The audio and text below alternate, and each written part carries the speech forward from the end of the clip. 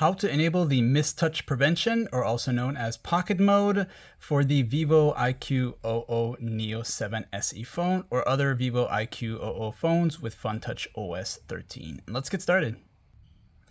To enable this settings, you'll use the quick panel access, pull it down at least one time until you see the settings right here.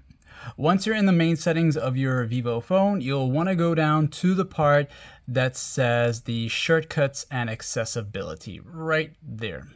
Once you're here now, you'll see all these different options and you're looking for the one that says MisTouch prevention. So just go down a little bit if you don't see it yet.